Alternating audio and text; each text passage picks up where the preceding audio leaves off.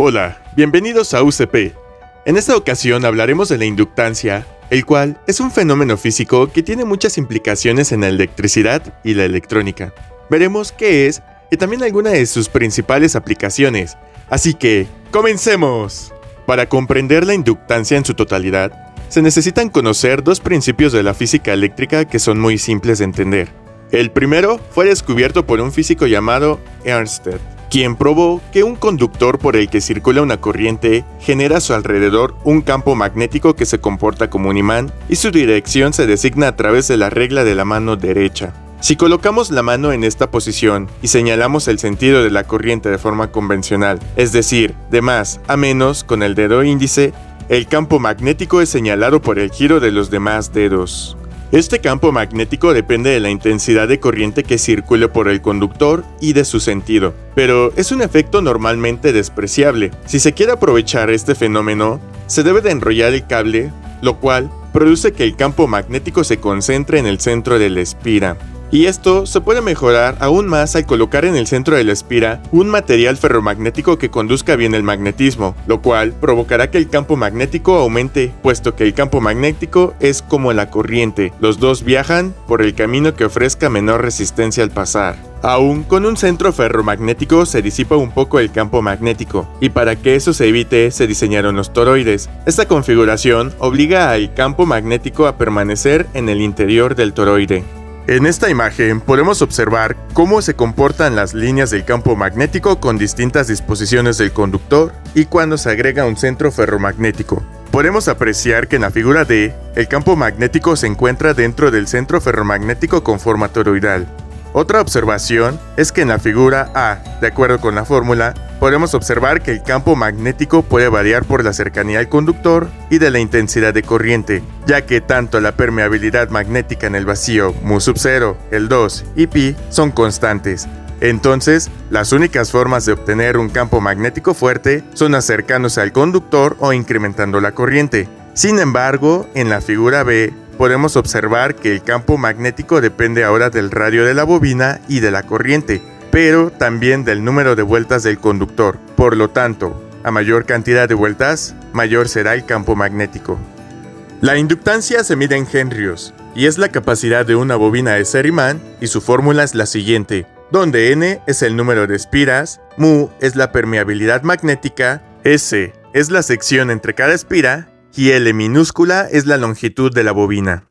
El otro principio de la física es que las bobinas tienen inercia. Esto quiere decir que una vez que aplicas corriente a una bobina, se opondrá a que le suministres corriente en dirección contraria generando una fuerza contraelectromotriz. Esta fuerza poco a poco irá disminuyendo y permitiendo el paso de la corriente, pero si se deja de suministrar corriente, la bobina se opondrá a dejar de pasar corriente. Físicamente almacena energía eléctrica en forma de energía magnética. Este principio se describe a través de la siguiente fórmula, donde B sub CEM es la fuerza contraelectromotriz, L es la inductancia y la derivada de la corriente respecto al tiempo es la razón de cambio de la corriente. Bien, ahora veremos algunas de las aplicaciones más importantes de la inductancia. Para aplicar los principios de la inductancia, se usan unos dispositivos llamados inductores. Un inductor ideal no tiene reactancia inductiva, por lo que actúa como un cortocircuito. En la práctica, cada inductor tiene cierta resistencia interna que llamamos reactancia inductiva. Se mide en ohmios. Cuando la reactancia inductiva de una bobina es muy alta, el circuito actúa como un circuito abierto y permite la máxima corriente a través de él. Los inductores tienen varias aplicaciones, por ejemplo, inductores en circuitos sintonizados. Los inductores se utilizan en los circuitos de sintonización que se utilizan para seleccionar la frecuencia deseada. En un circuito sintonizado, tenemos un condensador conectado junto con el inductor, ya sea en paralelo o en serie. La frecuencia del circuito de sintonización, en el cual la reactancia capacitiva es igual a la reactancia inductiva, se denomina frecuencia resonante. Los circuitos de resonancia de serie se usan en muchos circuitos electrónicos como televisión, circuitos de sintonía de radio y filtros para variar la frecuencia y seleccionar los diversos canales de frecuencia. También se utilizan en los sensores inductivos. Los inductores se usan en sensores de proximidad que funcionan según el principio de inductancia. Los fabricantes diseñan los sensores girando el cable de una bobina apretada. Hay 4 componentes en el sensor de proximidad inductivo. Son un inductor, un oscilador, un circuito de detección y un circuito de salida. En el sensor de proximidad inductivo, se genera un campo magnético fluctuante por el oscilador alrededor del bobinado, que se ubica en la detección de la cara del dispositivo. Cuando un objeto se mueve en el campo del área de detección de proximidad inductiva, las corrientes parásitas comienzan a acumularse en el objeto metálico, lo que reducirá el campo magnético del sensor inductivo. La fuerza del oscilador es monitoreada por el circuito de detección, y una salida se desencadena desde el circuito de salida, cuando las oscilaciones están por debajo del nivel suficiente. El sensor de proximidad inductivo es un sensor sin contacto y es muy confiable en su funcionamiento. Los sensores inductivos se usan en los semáforos para detectar la densidad de tráfico. Dispositivos de almacenamiento de energía.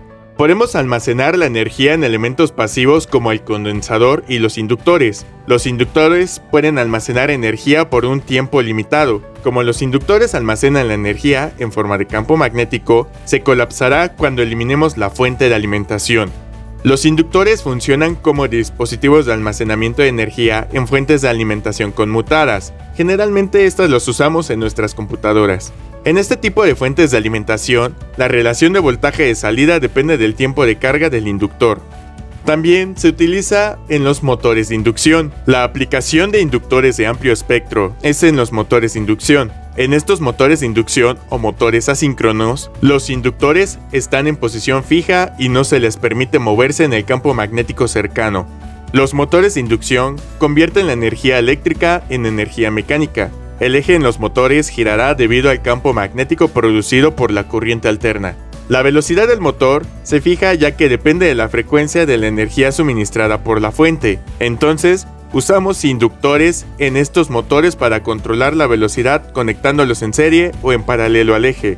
Estos motores de inducción son muy confiables y robustos.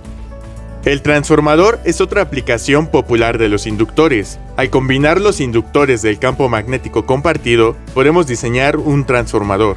El transformador es el componente básico y fundamental del sistema de transmisión de potencia.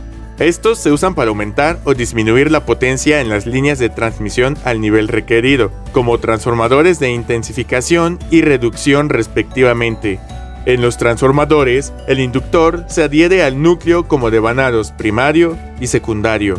La impedancia del inductor aumenta con el aumento de la frecuencia del suministro. La impedancia producida en el inductor limitará la efectividad del transformador. En general, los transformadores basados en inductancia están limitados a valores operacionales muy bajos. Filtros inductivos. Los inductores y condensadores se usan combinándolos para formar filtros. Los filtros son los dispositivos electrónicos que se utilizan para limitar la frecuencia de entrada de la señal a un circuito. Hay muchos tipos de filtros, como filtro de pasa bajo, filtro de pasa alto, filtro de pasa banda, filtro de muesca, etc., que están diseñados mediante inductores. A medida que aumenta la frecuencia, también aumenta la impedancia del inductor. Entonces, las propiedades del filtro cambiarán según el valor de la impedancia. Existen muchas topologías de filtro que podemos crear mediante el uso de inductores. Choques. Los inductores también se usan como choques. Sabemos que los inductores crearán un flujo de corriente opuesto, cuando la corriente alterna fluye a través de él. Esto significa que los inductores estrangularán la corriente alterna y permitirán que pase la corriente continua. Esta propiedad de inductores se usa en circuitos de suministro de energía, donde el suministro de corriente alterna debe convertirse en suministro de corriente continua. Camas de ferrita. Generalmente vemos los lechos de ferrita en cables de computadora y cargadores móviles. Estas camas de ferrita usan inductores para reducir la interferencia de radiofrecuencia creada por los cables. Relevadores. Un relevador es un interruptor eléctrico. Utiliza bobina e inductora para controlar el flujo de corriente en ella. Cuando la corriente fluye a través del inductor del relevador, produce un campo magnético que afecta a los contactos del interruptor. Gracias por ver este video. Espero que te haya gustado y nos vemos hasta la próxima.